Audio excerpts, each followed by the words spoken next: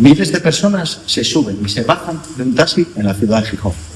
¿Qué pasa cuando se acaba el servicio o se apaga el taxímetro? Soy Isaac Menéndez García y esto es Detrás del Taxímetro. Hoy, como invitado, tenemos a una persona que en los años 90, aparte de hacer política, puso el nombre de Gijón en los carteles internacionales de la música. Bienvenido, Daniel. Hola. ¿Qué tal? Bien, muy bien. Además, ¿no? Muy a gusto aquí, además, una buena iniciativa de la Copa. Muchas gracias por ser el primer invitado. ¿Vale? Y nada, mira, te quería enseñar esta joya para que veas de los años 50, 60, lo que era un taxímetro, ¿no? Yo creo que lo conocí. Lo llegaste a conocer. Yo creo que es muy familiar, ¿eh? Sí, ya ves tú, mira aquí, 50 pesetas, marcaba. Lo que evolucionó todo. Para bien. Tanto la máquina como también la gente de los taxistas. Muy bien, pues gracias. Tengo mucho contenido para ti, Daniel. Tengo mucho porque, bueno, considero que has estado muchos años en la política, has hecho muchas cosas por esta ciudad. Sí que es verdad que la gente joven como yo, pues nos pilló así en la época de tener 13, 14 años. Sí. Ahora la gente joven no sabe quién es Daniel Gutiérrez, pero bueno, para mí considero que has sido una persona importante. Entonces, pues bueno, quería empezar primero a los más jóvenes que no te conocen, quién eres, dónde naciste y todo. Pues yo nací en la Cuenca de la Guerra de la Felguera, en el 58, y vine para Gijón muy joven, con 12, 13 años, porque mi madre trabajaba en la Duro Felguera, en lo que era la UNINSA allí, de telefonista, y cuando se fusionó se creó UNINSA aquí en madre, ¿no? Ya trabajaba. Sí, trabajaba allí, sí, trabajaba porque mi padre estaba mucho tiempo en la cárcel por temas políticos, era socialista y tal. Sí, mira, yo eso no lo sabía. Sí, entonces tenía que trabajar y me encontró trabajo ahí en la Durofolera.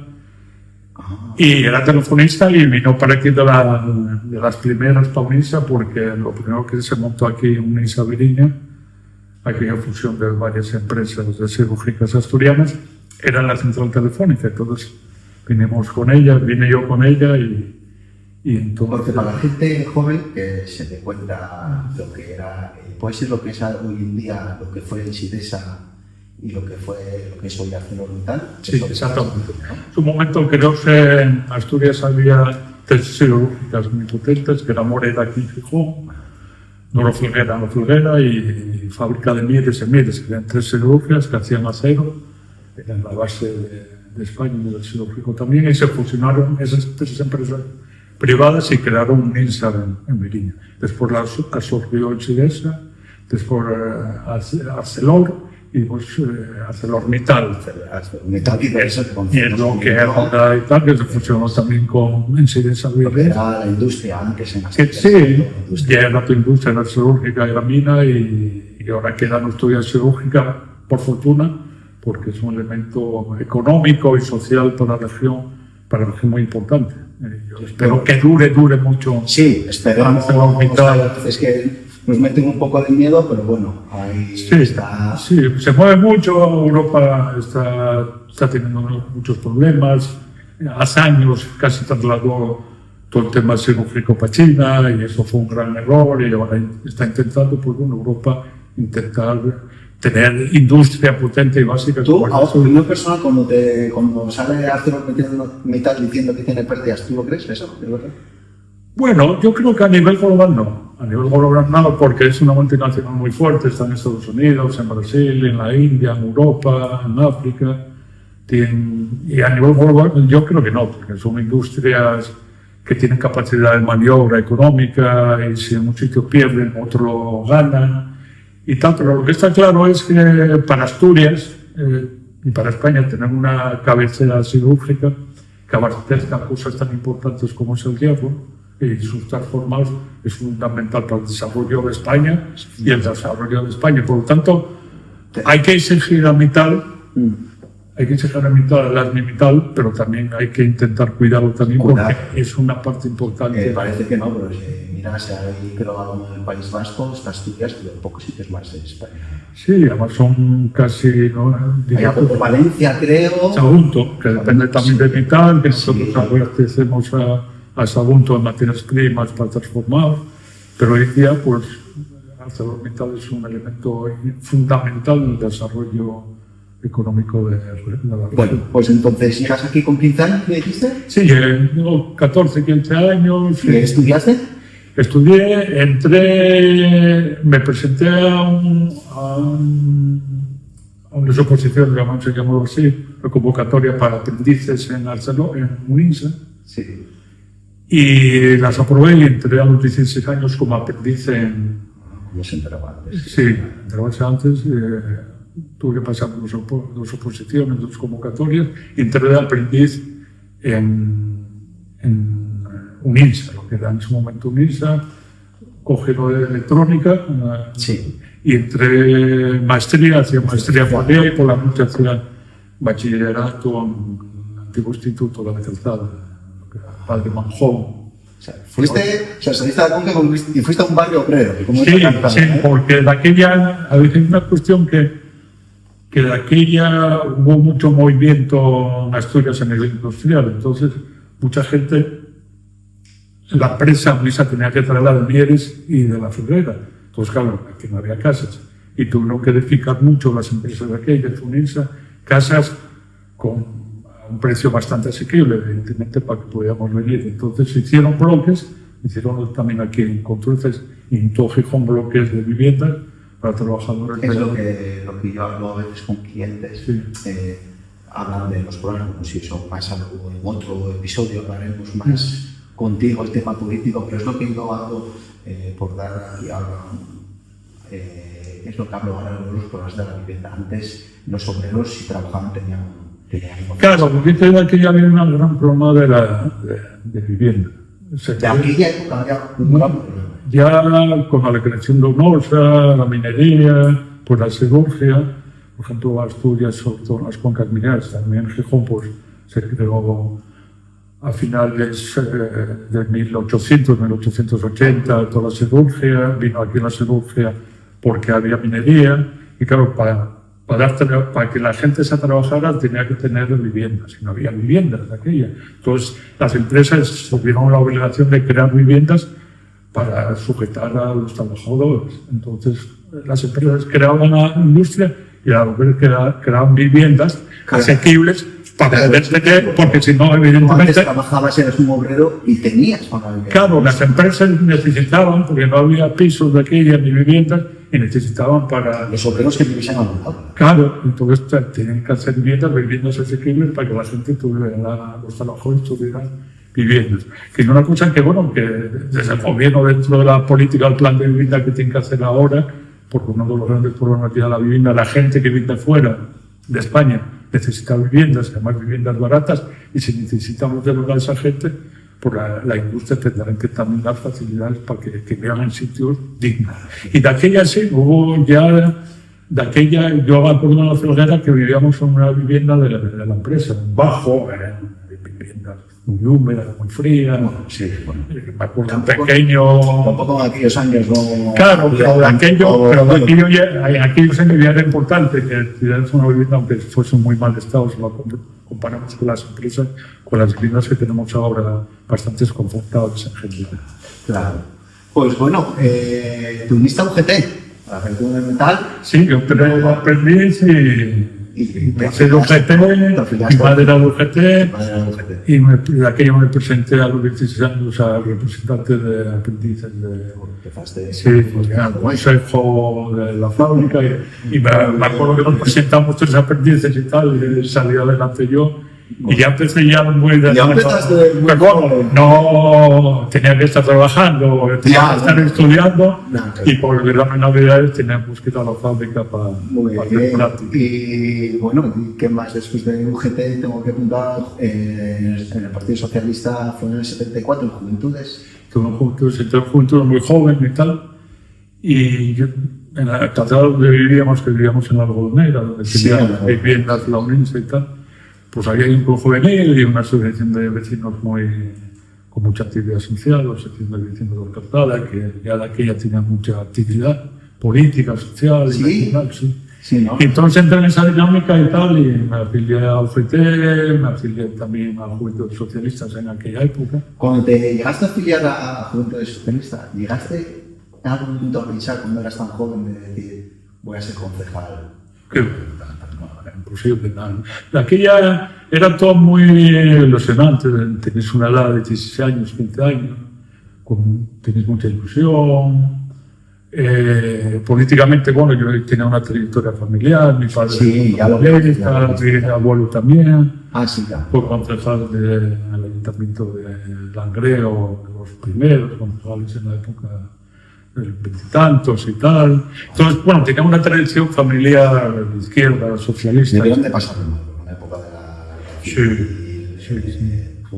Sí, no, fue una época particular y después de la dictadura yo recuerdo que mi padre de vez en cuando desaparecía y iba a la cárcel, cuando a lo mejor iba Franco por las cuencas a la gente que ellos querían peligrosas porque las ideas políticas eran diferentes, lo llevaban al cuartel de la Guardia Civil y aprovechaban para calentarlos bastante, hacían palizas.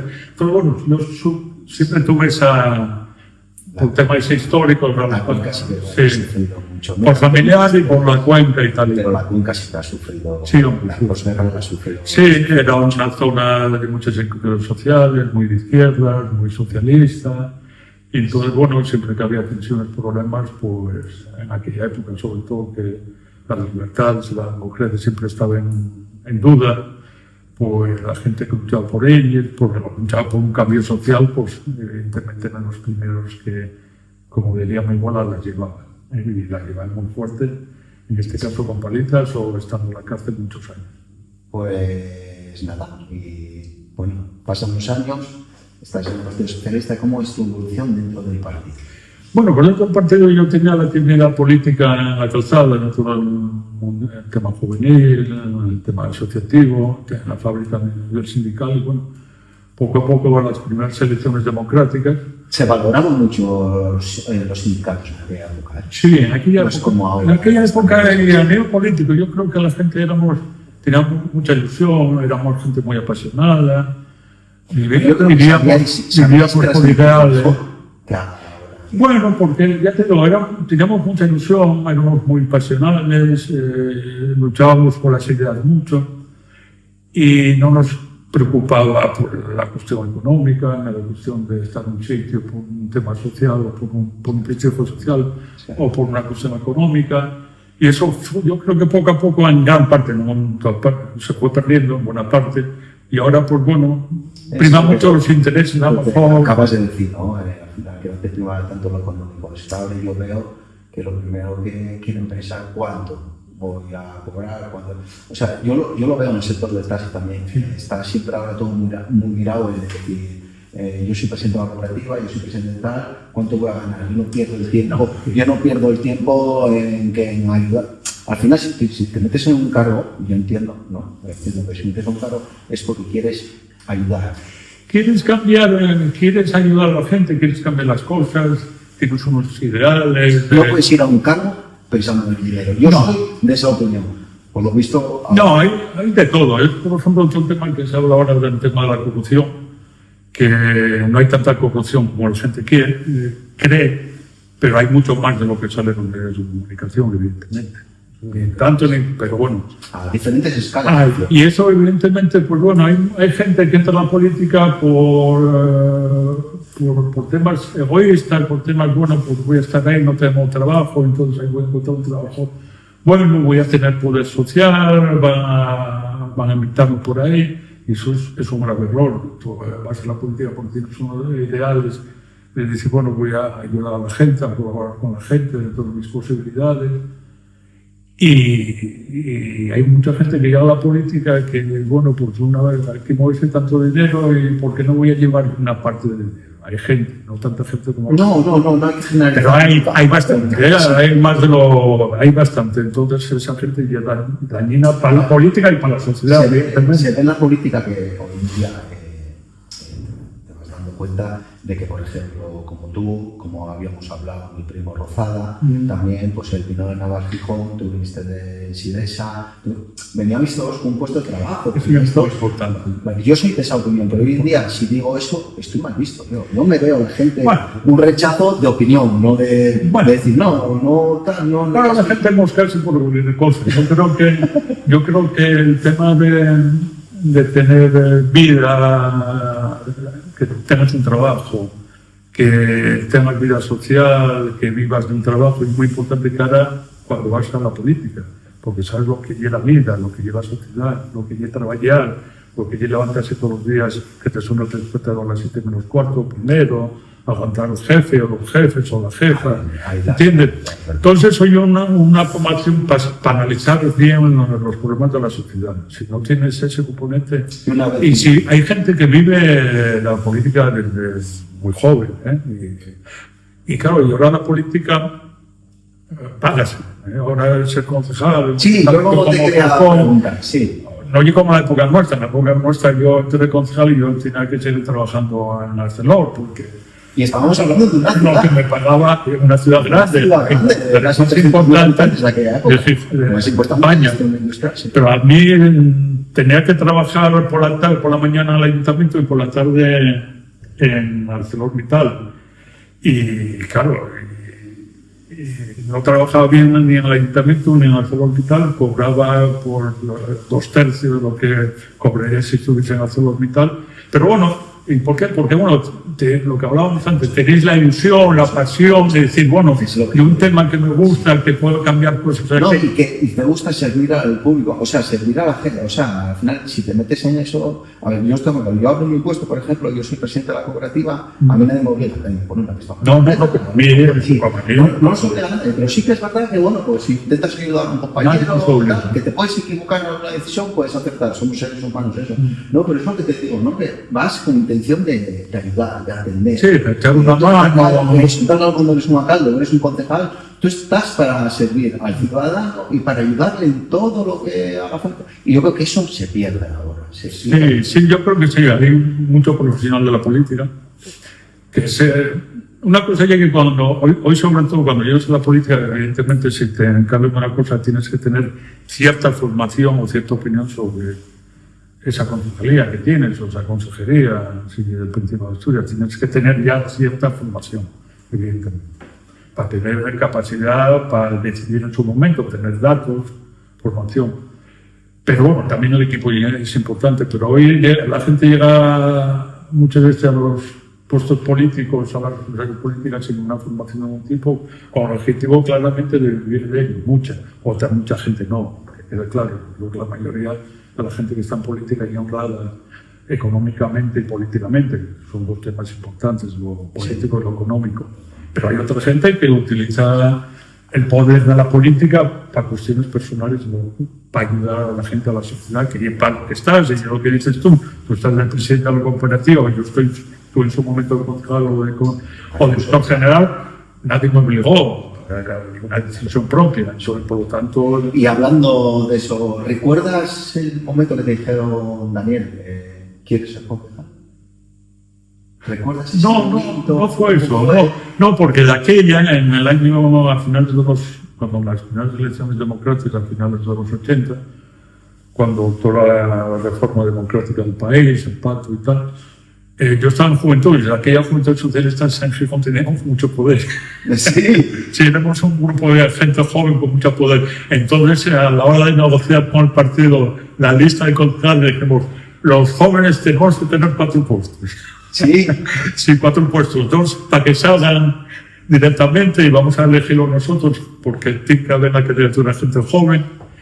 Y 2 de relleno. Yo estaba en tercero de relleno porque yo iba para la mil al poco tiempo, al mes y pico, y marchaba por la mil. Marchas para entonces, claro, podía ser concejal.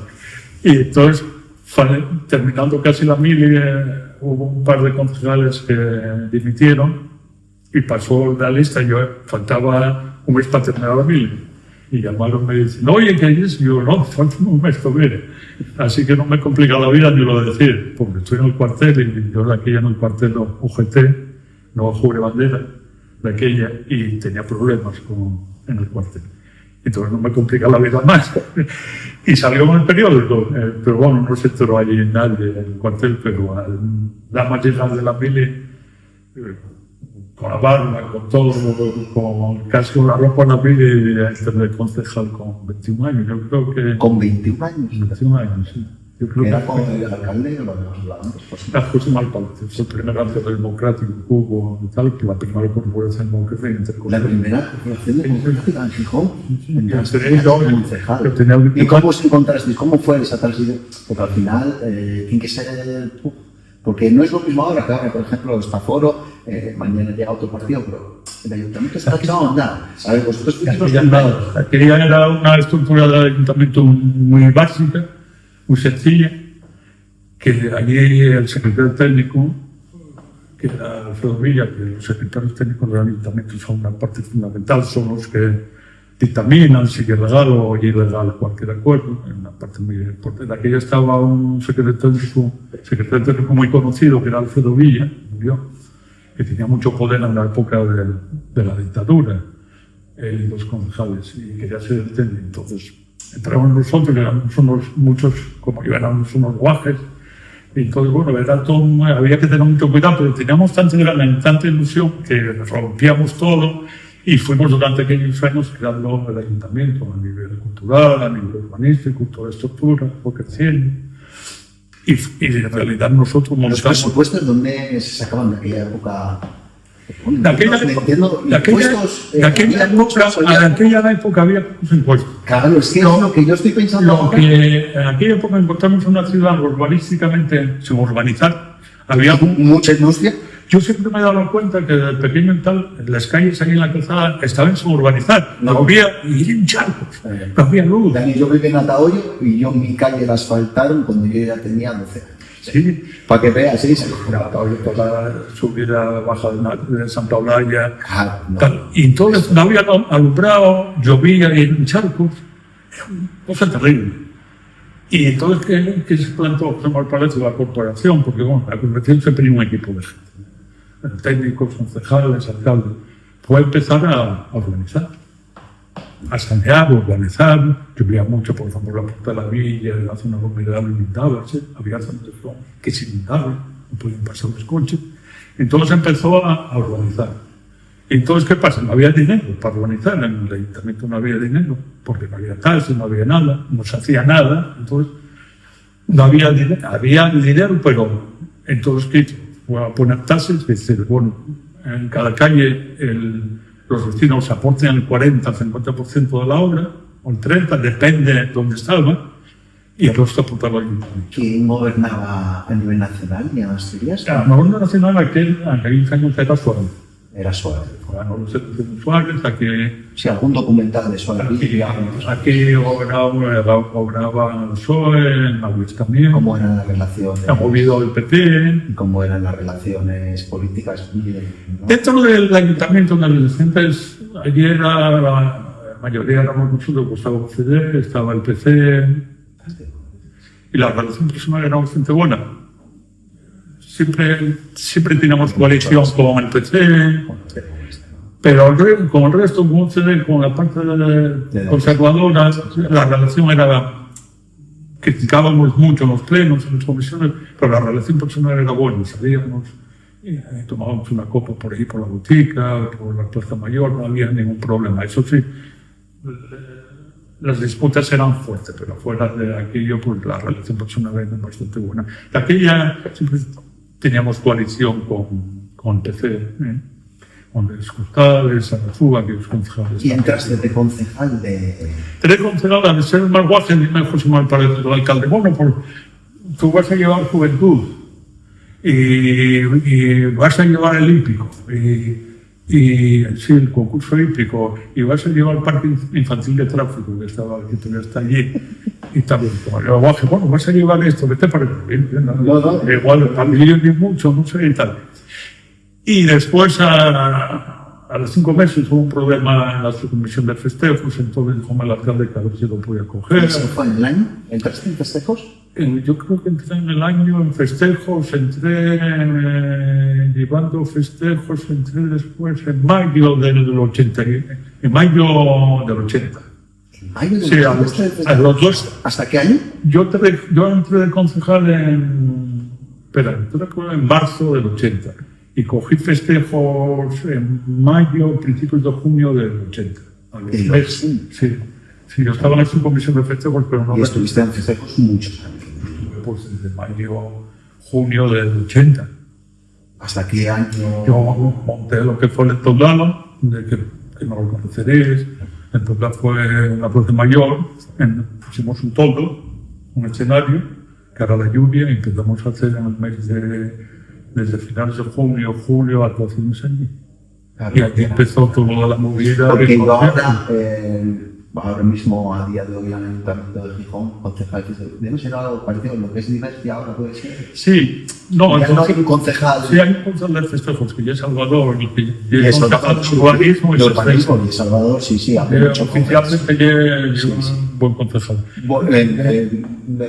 Bueno, sabes, será la afinidad que tengo un poquito con él, así un poco personal, pero... Bien buena gente. Buena gente. Pero de la política, sabes, que luego no les gusta. Pero para mí como persona... Yo conocí a Salvador Alfredo Malmún, no era concejal ni mucho menos.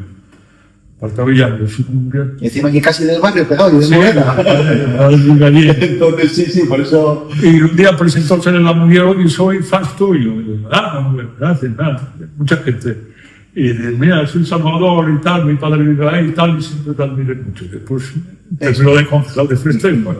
¿No? Pues mira, es verdad, no caía yo, que es verdad que es buena gente. Es muy bueno, sí, con encima de Telequinta, es joven, y siempre lleva un montón de cosas. Yo lo digo, no sé cómo, pues con todo. Y siempre te atiende, siempre te saluda, nunca te mira. O sea, no sé, es muy cercano al... No sé, se río para... Yo creo que el ayuntamiento tenía que haber ahora mismo más concejales como Salvador, porque muchas veces veo que en la gestión de otros flojean más que no tienen tanta fuerza y tanta iniciativa como puede tener El Salvador, y es un problema. Y sobre todo Salvador es muy respetuoso, habla bien, sí, es una palabra, es muy correcto, no se complica la vida. Nunca le das una palabra de más... Bueno, faltando respeto ni mucho menos, mira que le lancen en las redes sociales, no entra para nada a él, ni nada. Y bueno, volviendo a ti, pues bueno, llegan pasando los años en festejos, haces el hípico, que el hípico todavía ahí está, que bueno... Sí, el hípico, es muy importante el hípico, Gijón, gente que no valora, la gente joven dice, va, el hípico, pero cuidado con el hípico, que yo trabajo en el servicio público y el hípico mueve mucha gente, mucho. Mucha gente, mucha imagen positiva. Yo conecto con el hípico de Guaje, cuando viene para acá, y por verano, porque viene mucho por verano, porque mal trabajaba muchas veces aquí en la Dolo de telefonista también, y tal. Yo con el Guaje de ir al hípico, allí a pasar la tarde con 5 pesetes y tal, y apostando. ¿Ya se ha apostado de que? Sí, hace mucho. Y después encontréme siendo el que es responsable del hípico. Y digo, bueno, esto hay que cambiarlo, porque el hípico allí van miles de personas y una de las referencias sociales y económicas de la ciudad. Y es que a finales de agosto hay un montón de gente después. Llegan las imágenes de Gijón. Yo creo que siempre lo digo a la gente que hay ahora y antes, que hay que potenciarlo. ¿Okay? Pues yo cuando llegué lo que intenté, digo, si viene tanta gente aquí, la ciudad como el ayuntamiento tiene que ganar mucho más dinero con esta actividad.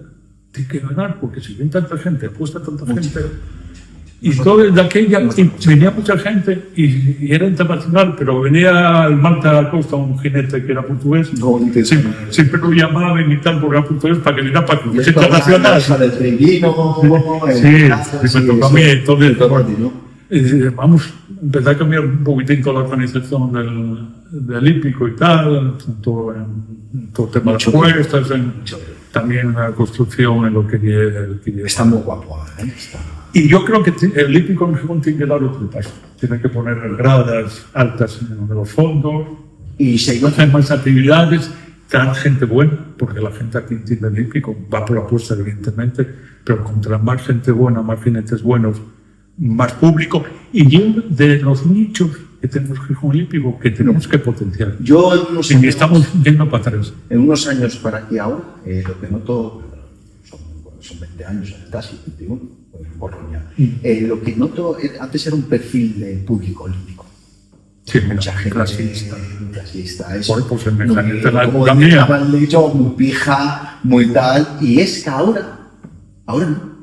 Ahora, de hace unos años para acá, veo que es gente de todos los barrios, típicos, todo el mundo habla de típico. Bueno, lo veo ahora de que voy a buscar un servicio de taxi en la calle Domingo Juliana y me dicen, llévanos el libro. Entonces no ves. Antes era también muy popular, porque también había en el hípico como en el jazz un clasismo. El clasismo en la sociedad y como una especie de muro y tal. Hay mucho clasismo, pero desde hace muchos años el hípico fue muy popular. En la época que he ido a Guaje había una zona que era muy clasista, pero donde... Bueno, todavía los hay que van de aquello... Bueno, ya, sí. Pero bueno, oye, yo cuando venía la infanta y tal, que era la infanta Doña Elena, como la teníamos que llamar, teníamos que... tenéis que decir Doña, ¿no? Doña Elena, sí, no, era Doña Elena. Aparte, a lo mejor con otros de la Casa Real era diferente, pero con ella era muy peculiar, era como muy básica la prove y tal. Entonces siempre venía con una secretaria que era fundamental, porque la secretaria era una tía muy inteligente, pero tenía que estar continuamente al lado de ella. Ustedes dicen, no, es que se me desmala. Y era muy básica, entonces era... Y allí yo conocía a mucha gente y tal, o aquel coronel que el primer año de estar en el hípico, que colaboraba allí, que quería cambiarlo y tal, y él veía que si este rojo tengo los días contados con él, y dijo, ¿usted hizo la mili? Yo, sí, ya la hizo, sí, que no oficial, eso pensaba yo ahora. Y entonces cambió mucho, pero el hípico de Gijón una de las referencias de Gijón, y yo creo que hay que dar un paso más adelante, porque no lleva una cuestión de imagen, y una cuestión económica, y una cuestión social, que es un ciudades como Gijón, de 270.000 habitantes, que es muy importante, pero que la gente que está tiene que dar un paso adelante en calidad, en espectáculo, en tener más capacidad para meter más gente. Y se llena, ¿eh? Yo me da la sensación que se llena. Tú metes una grada alta, grande, en la zona de jinetes, y otra en la zona de entrada, que hay espacio, y se llena. Tienes que dar comodidad a la gente. Evidentemente, hay gente que va y a lo mejor mucha gente está de pie, pero hay otra gente que no va porque no gusta estar de pie.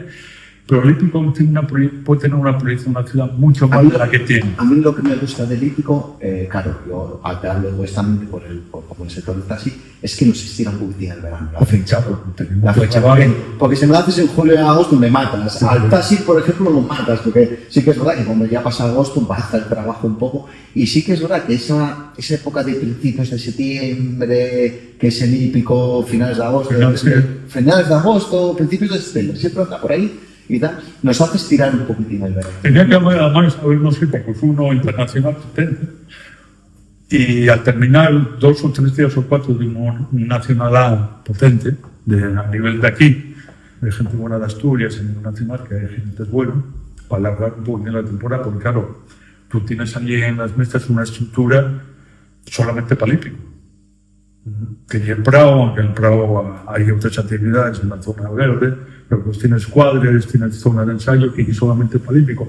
Y eso tienes que amortizarlo más, teniendo un internacional muy potente, mucho más de lo que hay ahora, recuperar lo que fue el hípico en 80 y 90, con campeonatos de Europa, con ¿Consideras que en los años 90 éramos potentes? Bueno, sí, en los años 80 y 90 tuvimos un campeonato de Europa, tuvimos un campeonato absoluto. Y ahora el cartel, como te dice que es internacional, viene gente buena, pero por ejemplo, si ves en el top 50, vienen muy pocos. Y tienes que traer eso, porque dicen, no, pero Daniel, pero si la gente aquí va por desapuestas, pero entienden de jinetes, y contra los jinetes más y mejores, apuesten más y la gente disfruta más porque los conoce, porque ahora tú ves Eurosport, desaparece casi de la tele, el concurso hípico, antes era la tele o salía en Eurosport, ahora... Y ahí tenemos que recuperar. Pero bueno, yo soy un apasionado. Bueno, entonces, volvemos del 80 al 90, a mí me pilló muy pequeño, porque yo nací en 82, tampoco... Y son guayos. Sí. Entonces, yo lo que veo del 80 al 90 tengo poca información. ¿Y qué es en festejos algo que hayas hecho algo que se haya cambiado, algo que me digas tú. No, en los 80 ahora cambióse todo. Porque a partir de los 90 sí muchas En los cosas. 80, antes de los 80, pues era básicamente el desfile del Día de Asturias. Había alguna cosa que hacían de una cosa de la Costa Verde, la catedral de la Costa Verde. Había muy poco enfoque. Ese cabrón, de aquella época. Y a partir de los 80, cuando entramos, cambióse toda la ciudad y todo eso. El tema festejos también, empezó a haber conciertos, también toda la Plaza Mayor. Fiestas de Prado que se dicen ahora, de las parroquias, siempre les subo. Hubo una época ahora, a principios de los 2000, que bajaron, pero ahora subió más. Porque Y ahora les piden bastantes cosas. Yo, por ejemplo, Muchas, sí. tengo una amistad con la chica que organiza las fiestas de Controces, ella y su marido. Y bueno, la última vez cobraron. cobraron €1. Y que salió bien. Sí, por lo visto sí. Después tuvieron aquel problema también. Sí, bueno, claro, Que fue también. descelebrados los ahí, Sí, se sí, sí. pagues €1. Y es raro, porque ahora la gente joven, En el fútbol pagan 300 € por una entrada y hay descelebrados igual. Pagando igual. hay mucho Mucho precio, pues pagando igual, pero también se te cuelan, ¿no? Pero a mí me decía que no fue para que ellos ganaran dinero, sino para lo que les exigieron. Si no estoy equivocado, 2 ambulancias, Claro. porque era la capacidad de metros. Bueno, que ahora es un poco más, tiene un poco más de trabas y veo que se están haciendo. Eso hay un problema que hay ahora, y es verdad que ahora la mayoría, muchos fiestas, barrios, parroquias, hay gente que subcontrata las fiestas. al organizador, todo el tema. Hay empresas que llevan la barra, el bar, llevan todas las atracciones. ¿Y eso por qué? Porque evidentemente organizar una fiesta ahora es muy complicado y muy fastidiado, porque dices tú, por tramitación burocrática, por responsabilidades, por el dinero y mucha gente que va quemando. Y entonces, si me viene un tío y me dice, oye, déjame la barra y los caballitos y organizo todo ello. Organizar Empieza a quitar personalidad. Pero porque esa gente trabaja. trabaja mucho. Y claro, ¿no? Y lo hacen después de su horario de trabajo y familia.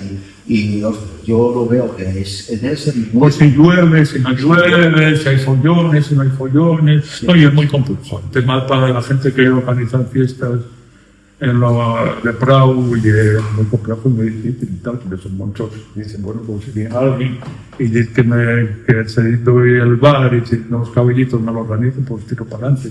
Pero eso también tiene que cuidarlo el ayuntamiento e intentar pues exigir, pero también ayudar a las fiestas con algo más de dinero y con menos exigencias burocráticas. Y que muchas veces la administración, para cubrirse en problemas, dice, pues yo exijo más papeles, exijo más tramitaciones, sí. Y claro, para gente que no vive de esto, que llega a hacer una cosa por una cuestión para ayudar. Es bueno, igual para la ciudad, las fiestas. Sí, hombre, no hay mucho y para vosotros. Pues bueno, para nosotros, con conjuntas y qué pasa. Oye, ¿qué son las fiestas de Cagüeñes o los autores de Cagüeñes? Cagüeñes y Castillo. No, Castillo y de Cagüeñes. Estamos todos para Cagüeñes. Bueno, yo tuve años que recaudé más la noche de Castillo que la noche de Alcalá.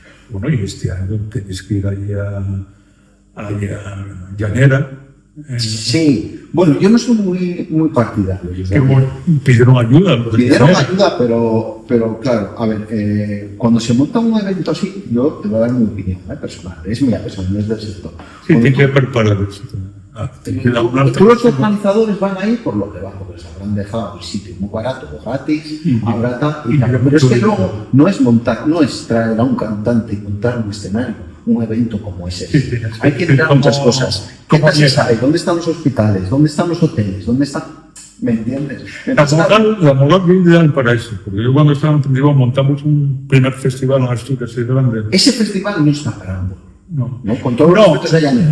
No. Están muy bien para el tema de llegar allí, porque quedan en el centro de Asturias, está la autopista, trenes y tal. Pero el problema allí, para salir allí por la noche, fuera.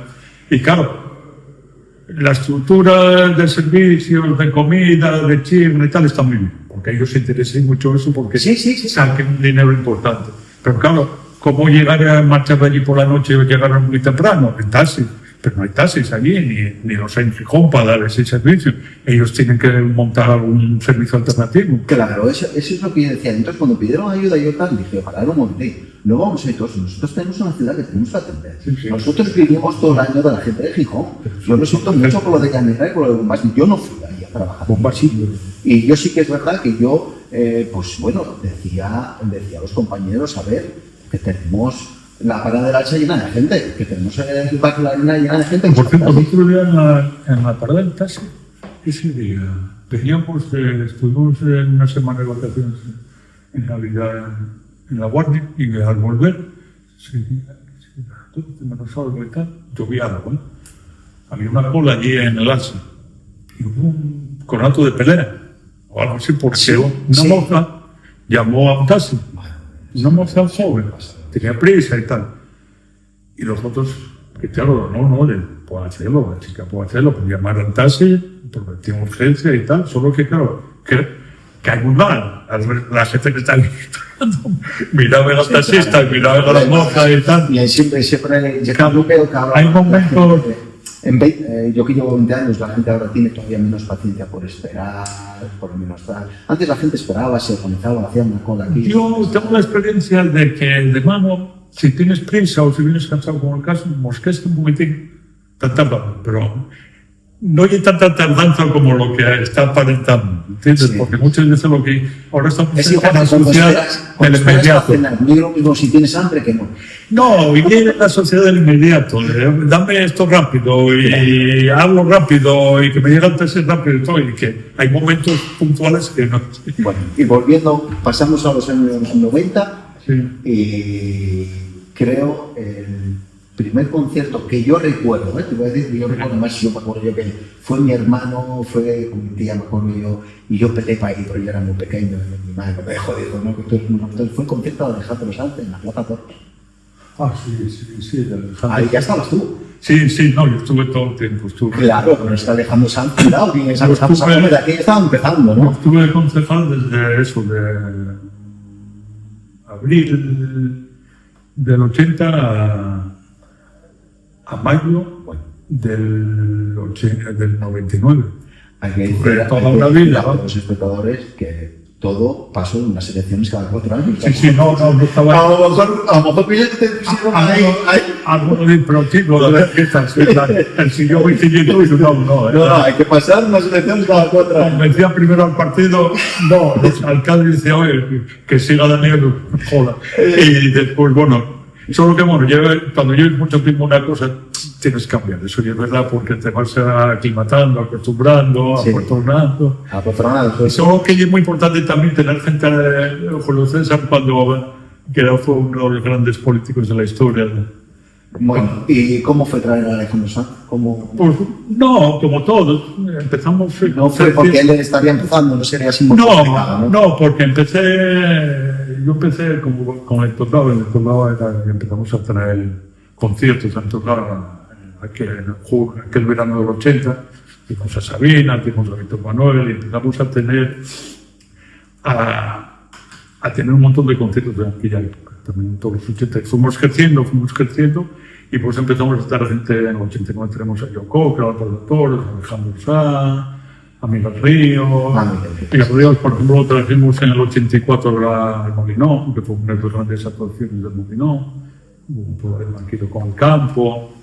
Y después que cogí la recaudación porque fue el Prado mal y se aseguró que tenía un seguro, pero no tenía seguro.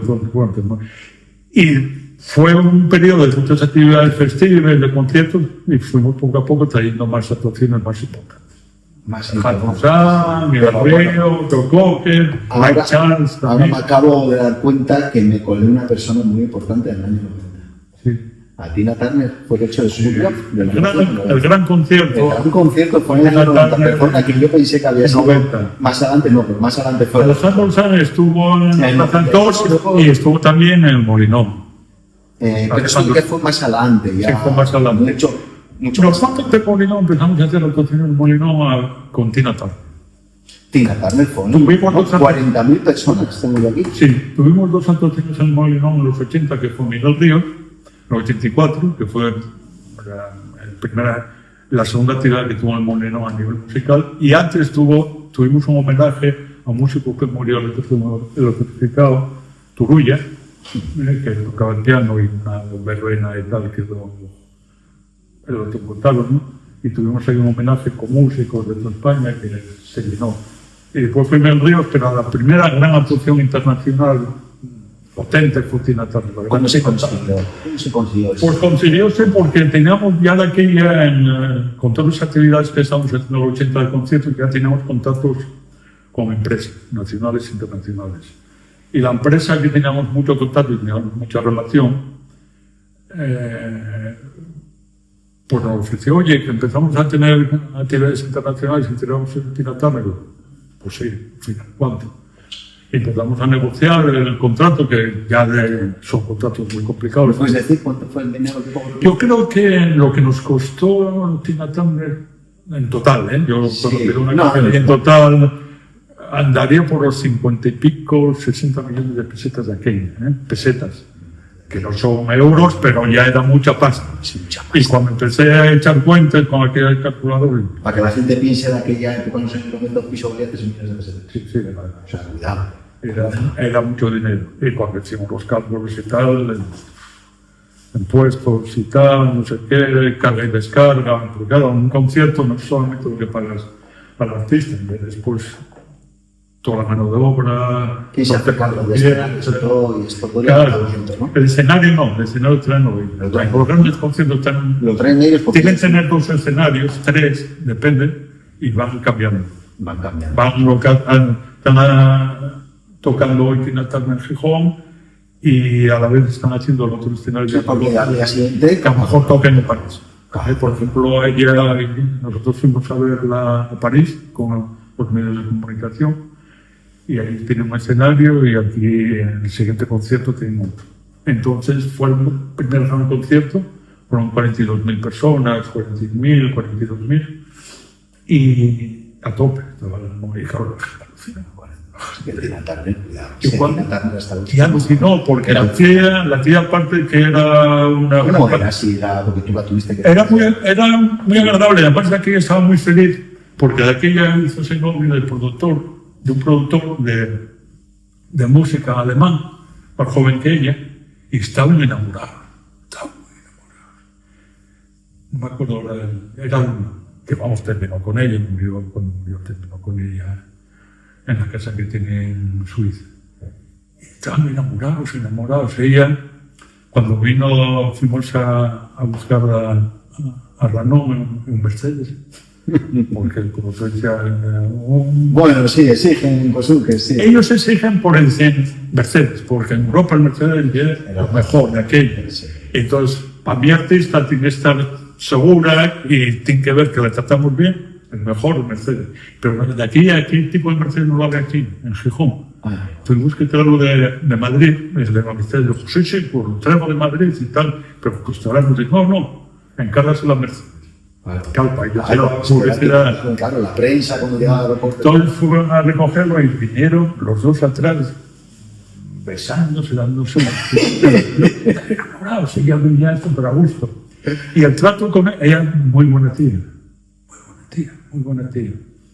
Y él era muy buen tío, pero ella era mezcla el padre era indio y la madre negra. Era una tía, y claro, subirse al escenario y era la bomba. La gente quedó alucinada. Bajar por aquellas escaleras con aquel estilo, cantar como cantaba, el soul, de los Rolling, que gusta de la millada, una voz, movía, era guapa, bailaba y tenía un grupo. Esta gente trae los mejores músicos del mundo. Claro, hay un montón de pasta con los músicos. Y fue un show impresionante. La gente bailando, no se lo creía. Y fue un viaje, por cierto, varios días fue bueno para Gijón porque la gente que venía de fuera venía a hoteles, a pensiones y utilizaban mucho los chigres y utilizaban, ¿sabes? Mucho los taxis. A partir de aquí, los taxistas empezaron a querer un montón. Sí, porque si Daniel está en concierto, porque mucha pasta, pero no ganamos ese día. No, Como en Castillo, ya que lo ganamos toda la semana, porque claro, viene gente, y normalmente la gente que está afuera tenía pasta. claro, es lo que era un 8 de julio del 90 y es en la época en que Gijón está pegando en unos principios de cambios.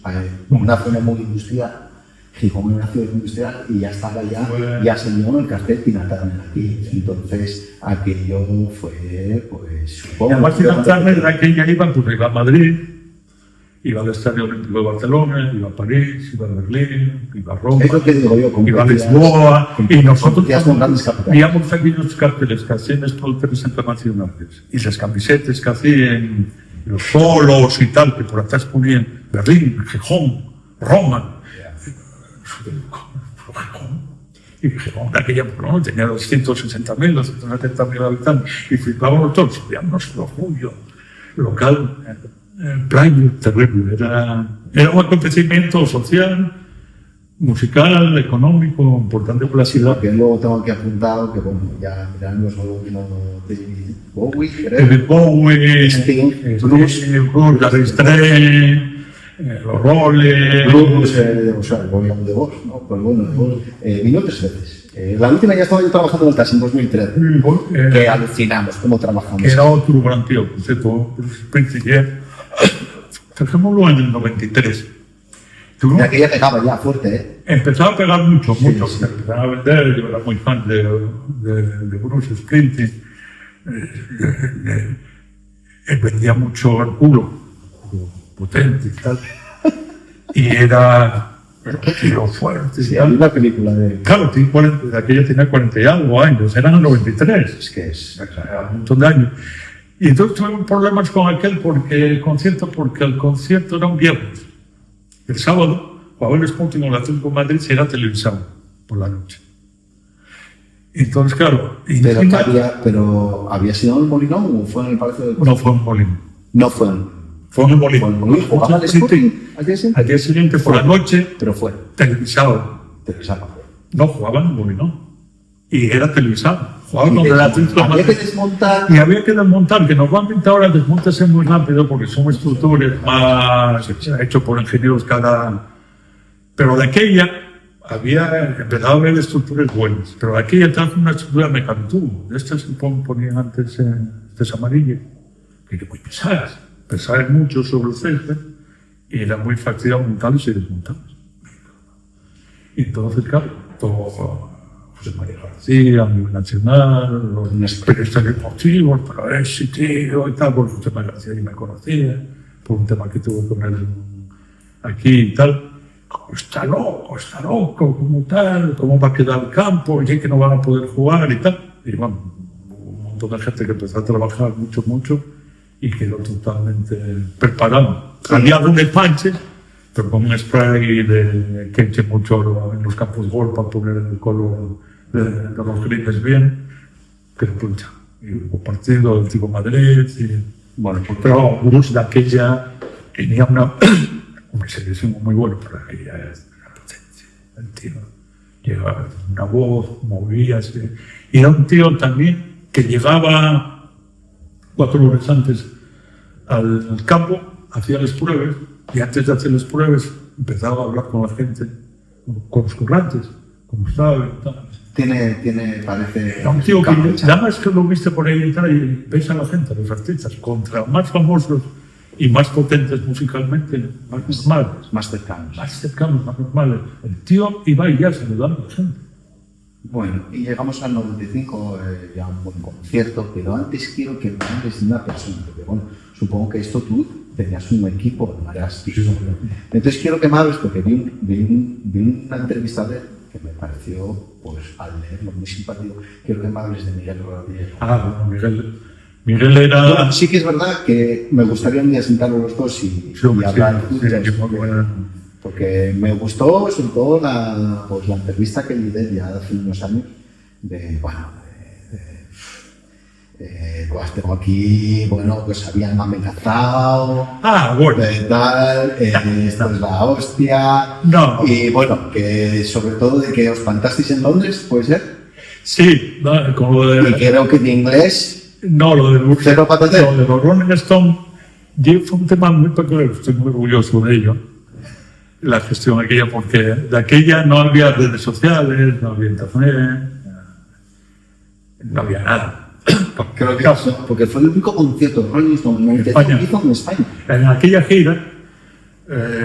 gira, que fue la gira, dicen que más potente de ellos, de las más potentes. Bueno, no sé qué fue. Una gira muy corta, por cierto, porque todo el escenario era muy pesado, muy complejo. Tenía obra. Sí, era muy complejo. Entonces tenían solamente 2 escenarios, hicieron muy pocos conciertos y tal. Y está considerado como una de las mejores giras de los Rolling.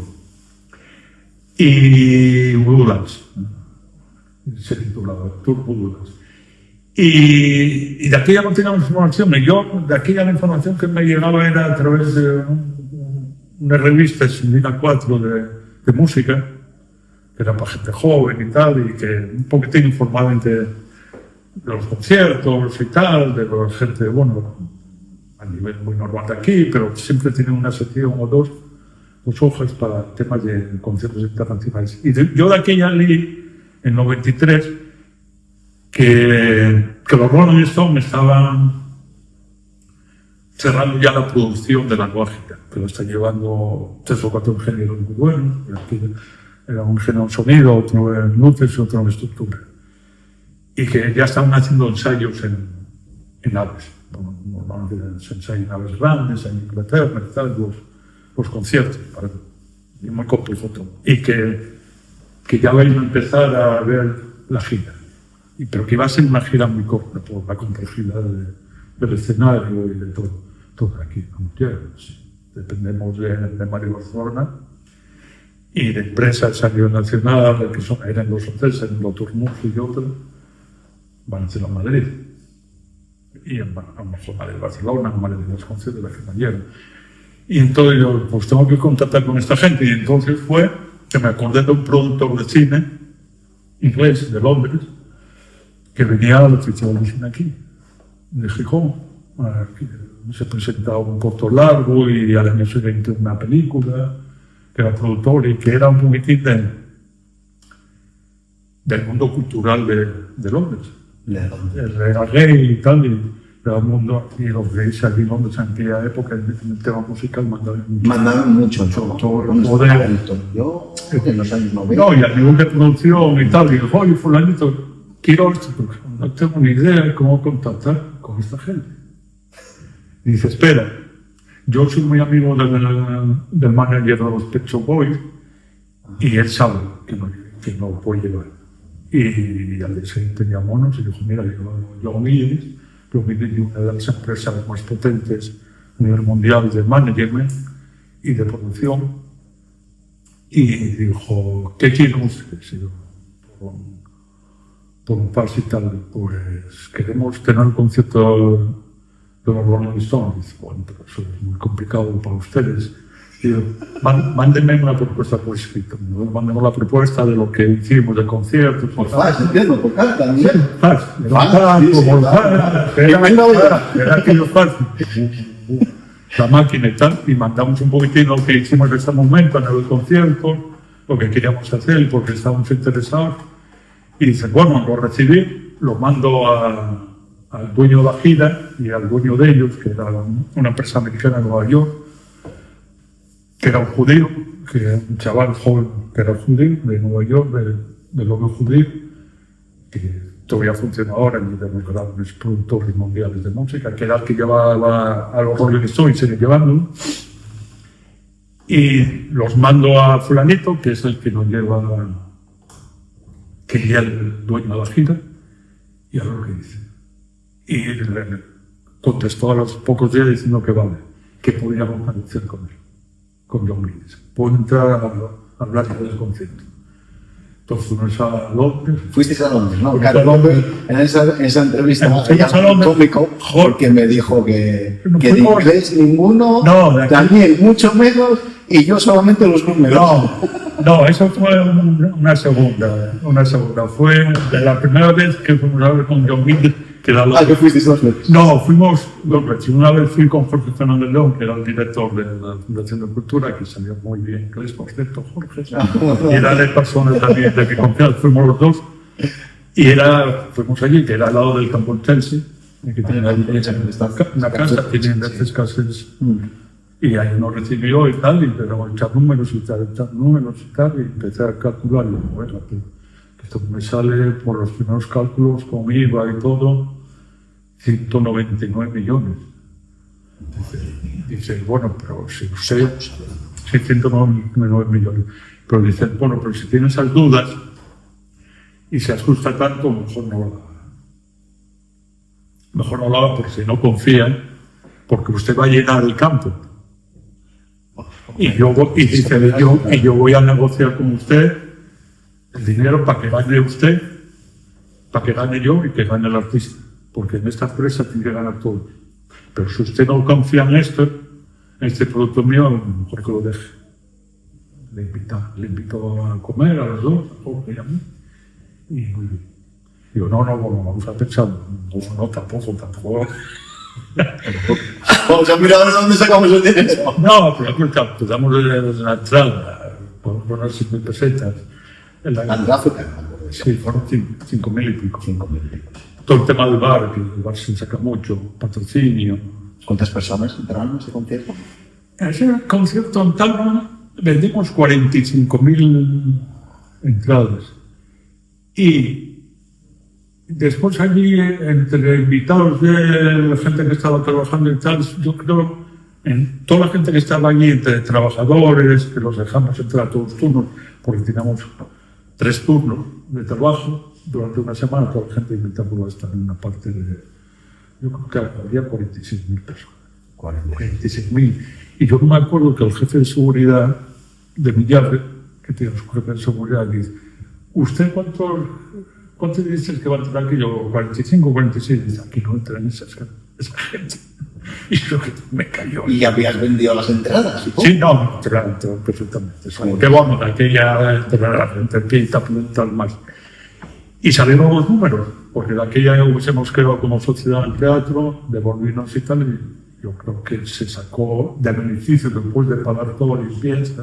Yo creo que hasta la Policía Municipal sobre de la Mol, creo que se sacó casi 39 millones de pesetas, limpios, que nos sirvió para comprar un piano, un estímulo en el Teatro Jovellanos, que de aquí ya, cuando lo rehabilitamos, que lo compramos un tal, y como yo he hecho un montón de gastos. Sí, yo nunca pensé que... 39 limpios, ¿eh? Yo, un ayuntamiento, nunca pensé que iba a poder tener beneficios de... O, bueno, por ejemplo, con el tema de dar beneficios, con el tema de Steam no, con Casimo, con, por ejemplo, con otros sí, ganamos, otros dejamos de ganar, vamos a suponer así, pero que el ayuntamiento, con muchos puntos, ganaba dinero neto, vamos, para gastar muchas cosas. Y eso ahora no se entiende, pero yo siempre digo que si tú traes un concierto bueno, tú pones una cantidad alta para cubrirlo y se llenan Molinón. Sí, si traes a alguien. Se llena Molinón, y que bueno, es lo que vamos. Molinón y ahora para 35.000, pues bueno, pon entradas para que entren 35.000. Eso es lo que hablé un día yo con Martínez Salvador, ¿no? Que tiene mucho miedo. Aquí hubo un problema. Que había que llenar un año el Molinón y tal, y por lo visto él algo intentó ahí, pero me dijo que no. Hubo un problema con Paul McCartney. Paul McCartney ya no estaba en el ayuntamiento, estaba en principal ya en deportes. Trajeron a Paul McCartney ¿qué fue? En 2005, 2006. Sí, Paul McCartney yo estaba en el taxi, sí, debe ser 2005. Claro. Entonces, ¿qué pasa? Trajeron al Molinón, no era un concierto de Molinón, era un concierto de Palacio de Deportes, por la estructura porque hay gires que llevan para Palacio de Deportes, hay gires para su estadio, y son muy diferenciados. Tipo de concierto, tipo de estructura, tipo de músico, sobre todo, el que va a cantar. Y Paul McCartney era para el Palacio de Deportes, para un sitio para 10.000, para las mesas, 12.000, y lo metieron en Molinón. Entonces, el doctor Muse, que no se portó bien con el ayuntamiento, puso un cachal altísimo. No pudieron pagar, no se vendía, Y el problema allí que a partir de que no se vendía, que faltaba pocos días y tenían 25 o 6 mil entradas, se empezaron a regalarlas. Entre taxistas, entre gente de hostelería, para llenar. ¿Y qué pasa? Que entonces, si ibas vendiendo poco, ya no vendes nada. Y lo que tienes que hacer en este caso es decir al artista, oye, el molino lleva los 40.000 y yo os vendí 5.000 y esto ya dentro de 10 días, vas a tener 7.000. El artista dice, yo no quiero ir ahí. Y negocias con el artista la suspensión. Un tema de sentido común, pero aquella pusieronse nerviosos, Pachita pusose nerviosa, el compositor pusose nervioso y tiraron el concierto y claro, perdióse mucho dinero. Y al perder mucho dinero, a partir de ahí entró el campeonato. Esto es desastre, tal. Sí, encima luego es muy criticable. Porque, muy criticado, chico. Pues perder un dinero, pero pues, 200 millones o 100 y pico millones, no. Y ahí lo que tienes que hacer es que si va mal el concierto, negocia con el artista. Y tú, oye, sí, es que no. tú por McCartney te vas a encontrar con 5.000 personas en Molimón. Un desastre, apareces en toda la prensa mundial. Y no me interesa, entonces él, por lo que tiene. Tema, trajimos por segunda vez a los Rolling a los 2 años y tal. Y nos va bien. Digamos 8.000, 9.000, 10.000. ¿Volvisteis? ¿Intentasteis volver? Sí, con otro, sí, con la gira del León. Quedamos muy bien con ellos y tal. Porque de aquí de los Rolling Stones, que nunca se dijo, estuvimos negociando un segundo concierto al día siguiente aquí. Ajá. Y no pudo ser, teníamos casi cerrado. Y dijo, no sé, yo unirme a imposible, porque nos hizo una oferta muy potente en Budapest. Y el aniversario de la ciudad, el 200 aniversario, el 300 aniversario, bueno, una cosa tal. Y el tema fundamental es el concierto de los Rolling. Y entonces están haciendo a través del gobierno de Hungría y todo, y tal, y no pudimos. Ya la segunda gira ya seguimos opinión. Pero aquella segunda gira no funcionó. Faltaban 15 días y se vendían 12.000, 13.000 entradas, una venta de 200 diarios, o muy poco. Y dijimos al hombre, oye, esto no va. Hombre, no decíamos que eran 12.000, decíamos que eran 6.000. Evidentemente, tenemos que jugar con los datos, que tienen información, tienen un poder. Entonces, lo estudiamos, Daniel, lo estudiamos. Hay una relación, lo estudiamos el tema. Y fue cuando ellos suspendieron 3 o 4 conciertos porque dijeron que un músico de él, que no sé quién fue, si fue Ronnie, que hubiese caído de la estantería de la librería. Luego el trato con ellos como ya y tal. Yo como ese caso tiene unos a Ramón y tal, muy bien, son muy educados. Son muy educados, borrachos. Milla Gardino y todos ellos, sobre todo Milla Gardino y un intelectual, muchos de los grandes intelectuales que hay en montar esa banda, con esos temas que son de impacto, ¿no?, musical y social, ¿no? y que están sonando hoy en día. Hoy en día, y van a comer toda la vida, y son multimillonarios. Y hay gente con un nivel intelectual muy alto, y además físicamente tienen que decir, no, que andan, que son de verdad. No pueden, un concierto de 3 horas, no pueden andar bebiendo porque no aguantan. Entonces, el esfuerzo intelectual y físico de un concierto de 3 horas, imposible, ya es que no para. Y él físicamente está muy bien, el intelectual está muy bien, y él, en su momento, tragándose de todo. Pero llega un momento de decir, o cambiamos de vida, o morimos, o nos retiramos.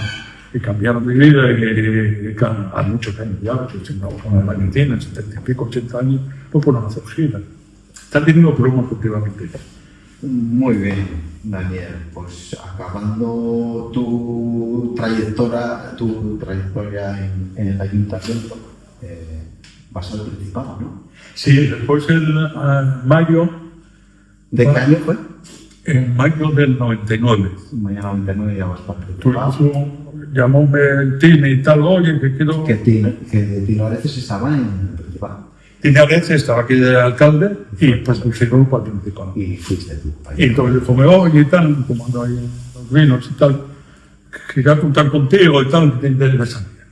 Entonces, propuse unas cuantas cosas y tal, y te lo llevo a la Dirección General de Deportes. Sí. ¿Y qué tal? Bien. Ahí tuve libertad total. Es menos estrés que... Sí, menos estrés. El principal, oye, más... Tienes menos presión de la calle, tienes menos presión política. La Junta General de un sitio, estamos diputados muy relajados, muy tranquilos. No yo como un pleno del ayuntamiento o les comes el día del ayuntamiento que les tienes todas las semanas. Allí no. Y es mucho más relajado todo.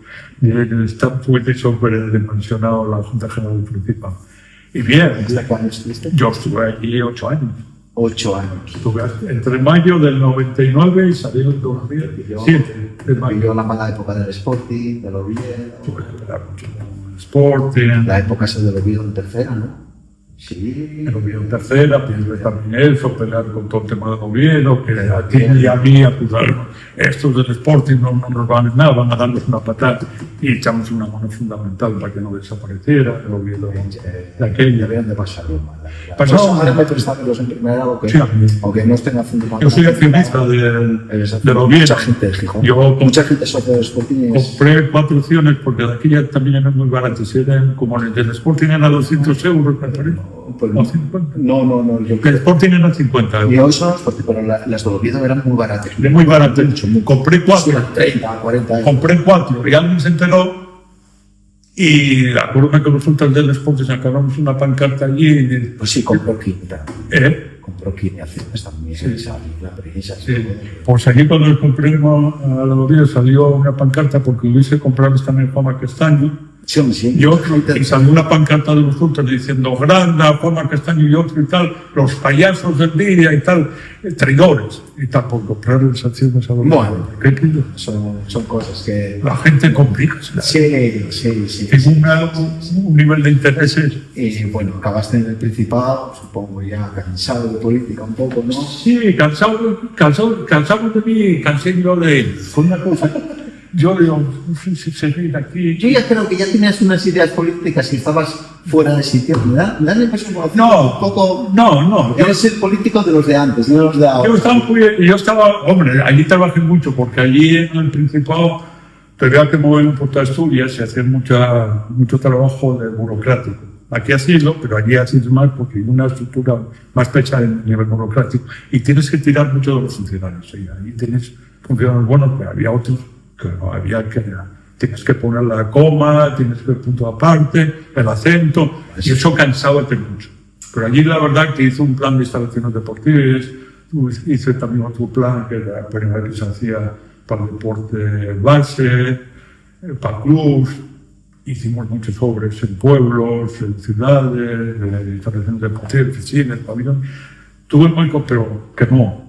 Todo tiene así mucha gana y después dijeron, no tengo mucha gana de seguir y dijeron, no, digo, la burro, y tampoco tenemos muchas ganas que sigas.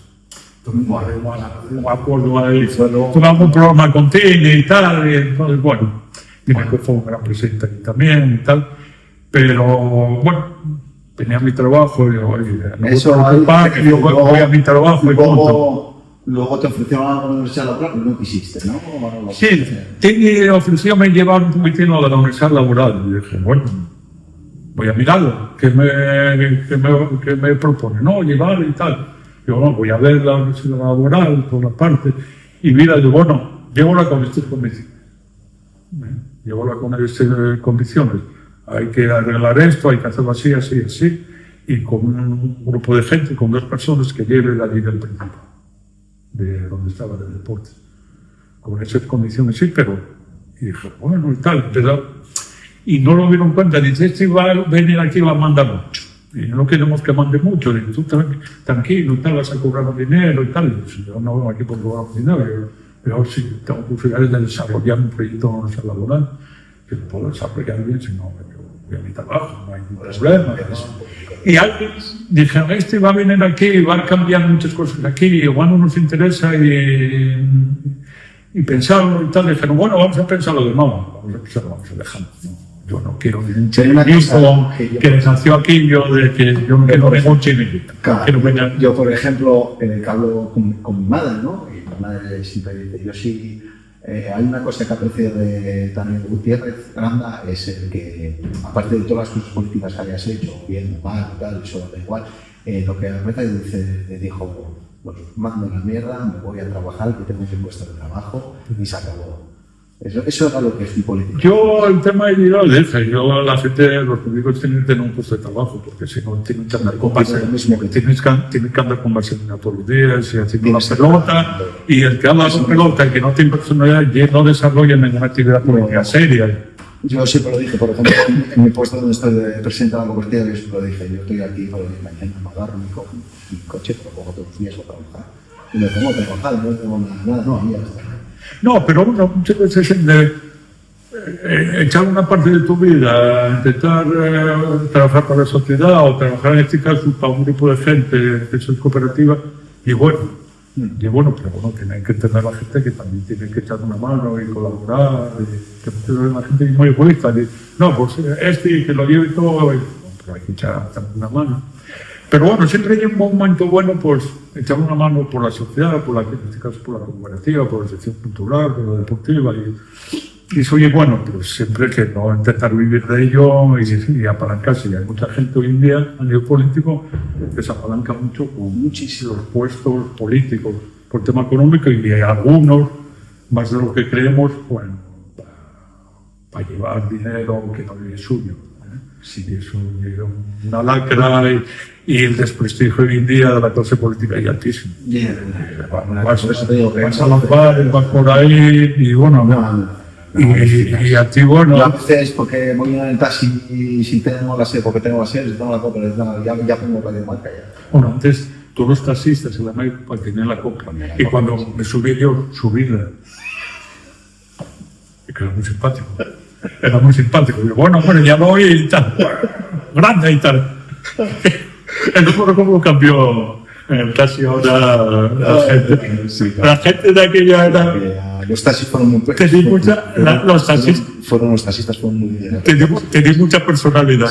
Yo cuando una vez peleaba con alguno y pasaba lo bien, Pasábamos bien, pero peleábamos con algunos. Ahora son más profesionales. Sí, pero antes los taxistas, sí, hombre, más de alguno tiene de entrar al ayuntamiento y conocer a gente y de mandar. Hubo una época, por cierto, hablaremos otro día, que se afiliaron muchos taxistas al PSOE. Sí. Un grupo de taxistas. Sí, una época muy determinada. No, hubo otra época después también. Sí, bueno, todo dependió, pues bueno, de un sindicato, al final del presidente que había en ese momento del sindicato. Sí, no, algo tuvieron, algo debe pasar de pero vamos, esa afiliación tan... Yo lo que te digo, que vas por ahí, estás un chico, paseando y parece y oye, vete a Fobia 18, cuando vivía... No, iba en Fobia 18. Yo viví mucho tiempo aquí en Fobia 18, en luego Gijón, en la casa de mis suegros y tal.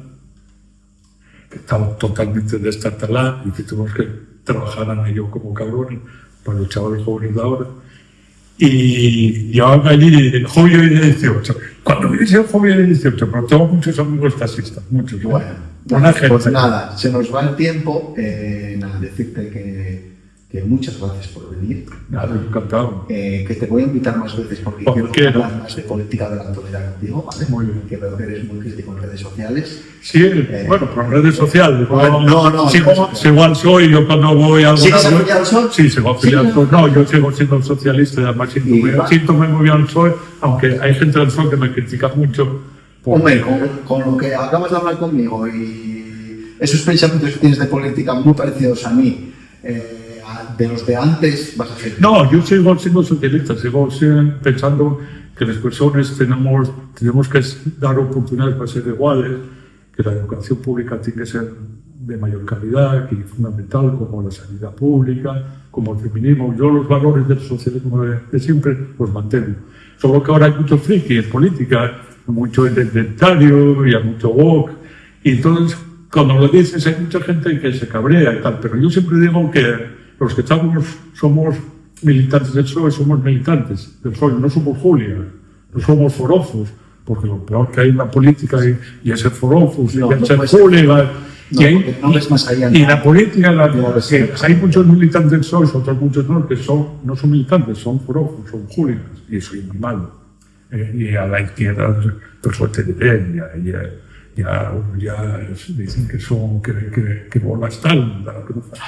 Entonces el tema, yo sigo siendo, y estoy muy a gusto en el Partido Socialista, porque mantengo mis ideas socialistas, con mucha gente del PSOE, pero por desgracia en el PSOE, como otros partidos de izquierda, hay mucho policismo y hay mucho hooligan, y eso es el factor que puede pasar en la política.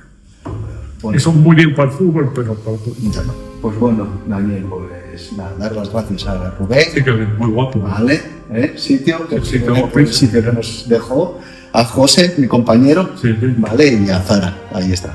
Muy bien, muchas gracias. Pues bien. Y que la experiencia es una buena experiencia, pues salga muy bien. Sí, ¿no? Gracias. Bueno, ya nos veremos más bien. Muy bien, vale.